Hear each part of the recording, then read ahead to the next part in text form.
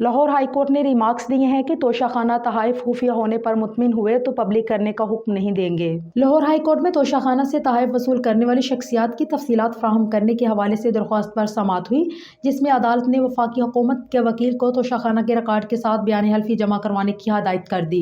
दौरान समाअत जस्टिस आसिम हफीज ने कहा है कि तोशाखाना के हेड ऑफ डिपार्टमेंट का बयान हल्फी दें कि कैसे ये तहाइफ खुफिया हैं। अगर अदालत मुतमन हुई कि वाकई तहाइफ खुफिया होने चाहिए तो अदालत उसे पब्लिक करने का हुक्म नहीं देगी।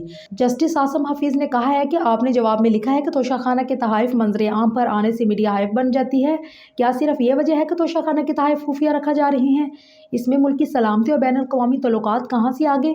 समाअत के दौरान अदालत ने इस्तफसार किया है कि अगर BMW की गाड़ी का तोहफा आता है और कहा जाता है कि उसके बदले LN का ठेका दें तो फिर क्या होगा? बादशाह लाहौर हाईकोर्ट ने तोशाखाना से तहाइफ वसूल करने वाली शख्सियात की तफसीलात फराहम करने के हवाले से दरख्वास्त पर समाअत केस की मजीद समाअत 7 फरवरी तक मुलतवी कर दी।